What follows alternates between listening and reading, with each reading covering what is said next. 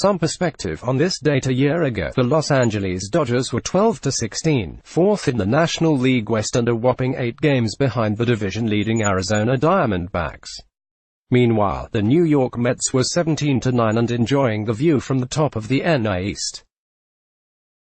So yes, it is early and things can change a lot, but there's still plenty to learn from the first month of the MLB season. With that in mind, we asked ESPN.com's Eddie Matz, Sam Miller, Jeff Passan and David Schoenfield to hand out some awards, look into some of the biggest disappointments and try to sort out the early blips from the season-long trends of April baseball. Jump to April winners, first month losers, April blip or 2019 trend. Revisit our preseason predictions, division, playoff, World Series picks, awards picks, bets we'd make winners if we were handing out April Champions t-shirts, which clubhouse would we be passing them out in? Passan, considering they've lost the past 2 actual championships, the Dodgers warrant some sort of overall title that extends beyond the National League pennant. Whatever April hangover has befallen the Boston Red Sox has skipped the Dodgers, who survived most of the month without Clayton Kershaw, and without good Walker Buehler, to post the most wins and the second-best record and run differential in the NL. Cody Bellinger had the best April of anyone in baseball by a good margin, and come the inevitable regression, the Dodgers have the depth at the major league level and with minor league reinforcements to make their lead stand up. Schoenfield, the Seattle Mariners are playoffless since 2001, so leading the division at the end of April would be a nice surprise, especially given they traded away all the best players from 2018. Then I remembered they were in first place in mid-June last year, and the Texas Rangers clobbered them 15-1 and 14-1 over the weekend, so let's go with the St. Louis Cardinals, who lead a tough division while playing the second toughest schedule so far. Only the Milwaukee Brewers have played a tougher schedule, and that's because they had to play the Cardinals 10 times. Matz, it has to be the Tampa Bay Rays. No matter which lens you use, wins and losses, run differential or the good old-fashioned eye test, the Rays look like a very good baseball team. So good, in fact, that they were able to survive Blake Snell's freak foot injury, winning 8 of 13 games without their ace. Miller, it's undeniably the Rays. But the Minnesota Twins deserve maybe an April Champions visor, or maybe a pair of novelty April Champions socks. Other than the Rays, no team has increased its playoff odds more than the Twins, who entered Sunday with the third-best record in baseball, the third-best run differential and the second or third-best offense in baseball. Who are your April MVPs? Passan, Cody Bellinger in a rout, and that's with Christian Yelich also tying Alex Rodriguez and Albert Pujols for the most home runs ever before May 1st. How good has Bellinger been? His slugging percentage by itself is higher than the ARPS of Bryce Harper, Fernando Tatis Jr., George Springer, Josh Donaldson, Carlos Correa, Alex Bregman and Mookie Betts. And my Trout in a rout, because it rhymes but also because it's true. Schoenfield, Yelich has had one of the greatest Aprils we've ever seen. But it's only the second-best April in the National League this year as Bellinger has edged past him, plus Bellinger hits home runs on the road. In the American League, Trout is getting on base more than he ever has, but it seems to be happening in a vacuum because the Angels mostly stink so far. Hunter Dozier actually led the AL in WOBA heading into Monday, but, well, he plays for the Royals, who are even worse than the Angels. So I guess it's Trout. Brewers Yelich on a historic tear. How Christian Yelich became a future Hall of Famer in 400 plate appearances. Sam Miller Matz, to paraphrase Ira and Barry from City Slickers, scoop of Trout, scoop of Bellinger, don't waste my time. Miller, war would tell us Bellinger and Trout, but I often barely trust single-season defensive metrics, let alone single-month. So I'll give Yelich the ever-so-slight nod over Bellinger based on the timeliness of his hit, and Trout the nod over Tim Anderson based on the Troutliness of his. Who are your April Cy Youngs? Passan, cheers to Marcus Stroman, who in a season that could well see 7,000 home runs has spent an entire month without allowing one. His 1.43 ERA reflects that and illustrates how the not definitively but definitely kinda maybe probably is juiced ball penalizes pitchers. Stroman's brother in heavy sinkerdom is his award-winning NI counterpart, Cincinnati's Luis Castillo, who, like Stroman, has a ground ball rate over 50%. At 1.23, Castillo's era is even better, and he has yielded just one homer in 36 2/3 innings and is punching out more than 10.5 per 9. Show infield, I'd consider Trevor Bauer, except he just gloated about dominating the Astros in a game in which he walked 6 batters and struck out 3. Please. So the slight edge goes to a hard-throwing Tampa Bay starter who has taken his game to the next level, not 2018 Cy Young winner Blake Snell, but Tyler Glasnow and his 1.75 era and sudden ability to throw strikes. Luis Castillo of the Reds has picked up from his strong second half and crushed so far, with a 1.23 era and just one home run in 36 2/3 innings. Mats Stroman hasn't allowed a home run yet and has been generally brilliant, so he gets my AL vote. In the NI, I'm going to give it to Padres rookie Chris Paddack, even though his workload is a bit light relative to the other contenders. I mean, it's hard to ignore it when a guy allows 10 hits in his first 5 starts. Miller, after a month we still see big discrepancies between the best eras and the best FIPs, but Luis Castillo and Trevor Bauer have each been great by both what happened and what should have happened measures. Losers, which team has been the biggest disappointment so far? Passan, non-Red Sox division, it has to be the Washington Nationals. The star power on the team is undeniable. Max Scherzer, Juan Soto, Anthony Rendon, Steven Strasburg, Patrick Corbin, Trey Turner. That's a quarter of a roster with true all-star caliber talent. And just like last year, when they were the league's biggest disappointment, the Nationals are languishing around .50, waiting for a run to rescue them from doldrums that have become too common. Show infield, certainly the Red Sox, not just because of their record, but because of some putrid all-around baseball.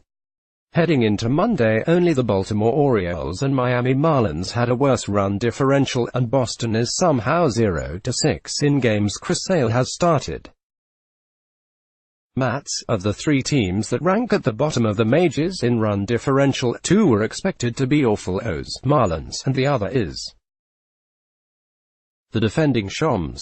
The Red Sox earned this dubious distinction, and it's not even close. Miller, it's the Red Sox as surely as the other answer was the Rays, but outside of the AL East it's probably the Angels. They started the season as real wildcard contenders. They end April with a 1 in 25 chance of making the playoffs, and probably a 7 in 8 chance of having Mike Trout lead the league in WAR but lose out in the MVP voting. Which player off to a slow start are you most concerned about for the rest of the season? Passan. Miles Mikolas was so good in his return from Japan last year, the Cardinals tacked on 4 years to his contract, guaranteeing him $77 million between the beginning of this season and the end of 2023. Between Mikolas' strikeout rate, 5.03 per 9 innings, dead last among 89 qualified starters, and his home run rate, 2.12 per 9, or 86th of 89, it's either a really bad month or the spark that sets those many millions on fire. The key, Mikolas' slider, which was one of the best in baseball last year and has been one of the worst this season.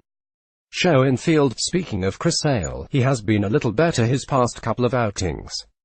After getting just 2 swing and misses on his fastball through his first 4 outings, he has had 6 in each of his past 2 starts. Still, we're waiting for that first Chris Sale game where he proves the shoulder is okay and that he can still crank the fastball up above 95 and when opponents have no chance against him. Until we see that, there has to be some worry. MLB Power Rankings to debut of Vladimir Guerrero Jr. and Gary Sanchez's return helped remix this week's rankings from number 1 on down. Power Rankings Mats, Corey Kluber. A control freak his entire career, Kluber boasted the lowest walk rate in the American League each of the past 2 years.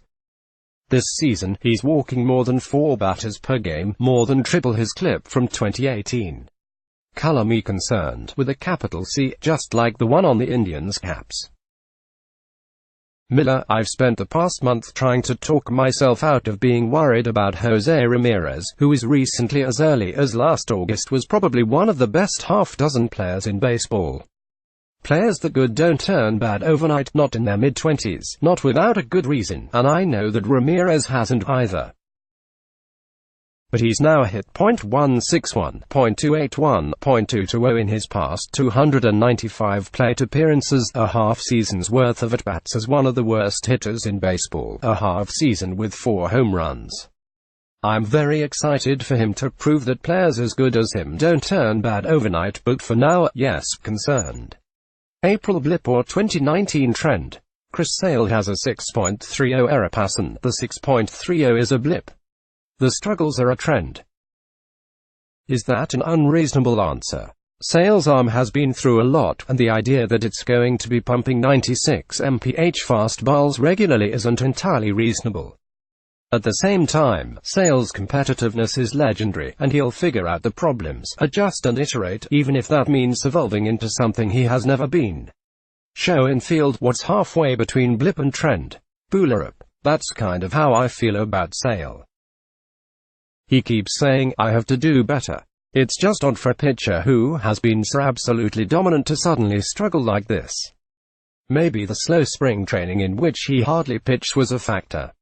It has been cold and wet in the Northeast. Maybe it's a slight mechanical tweak. Matt's trend.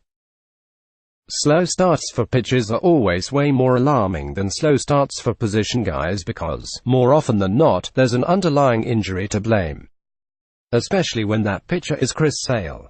After missing much of the second half last season with shoulder issues, his velocity and K rate are down, while his whip and home run rate are up. Way up.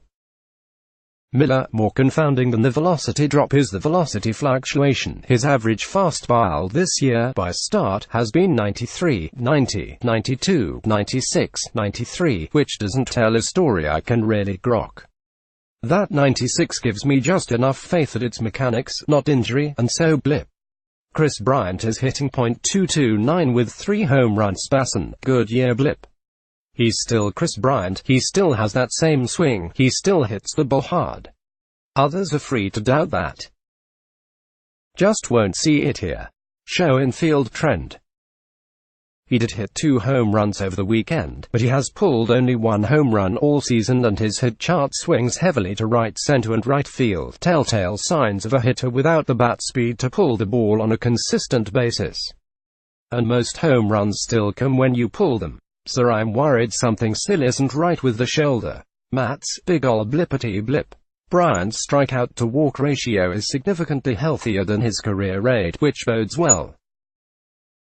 Also, he has never shown a lot of power in March-April. His 2.7% HR rate prior to May is well below his 4.6% mark in all other months combined. Deep breath. Miller, blip. He's hitting the ball as hard as he did in his good years, and much harder than he did in his injury-stunted 2018 season. Cody Bellinger and Christian Yelich are the 2 best hitters in the NL passan. Trendier than Google's April 2019 trends, sees them, is horrified, feels old, chooses not to include because it would be obvious he Googled. Much love to Anthony Rendon, Nolan Arenado, Freddie Freeman and others, but Belly and Yelly are the capital D dudes of this moment. Show in field, I'm a total sucker for hot starts. Of course, Yelich has been hot since the second half of last season, so this isn't a complete shocker. Bellinger hit 39 home runs as a rookie in 2017, and while his sophomore campaign was a bit of a disappointment, he has come in focused and locked in. He has cut his strikeout rate in half from last year. I'll buy them as the 2 best hitters in the NL. Matt's April trip. I'd put Yelich in that group any month of the year, and long-term, Bellinger might join him. But for now, I rank guys like Anthony Rendon, Freddie Freeman and Paul Goldschmidt, to name a few, ahead of Belly. Miller, the NL hasn't had the tier of clear superstars that the AL has the past couple of years, but Yelich and Bellinger are in the top tier in the NL. The Mariners lead the league in runs and home runs passan. New.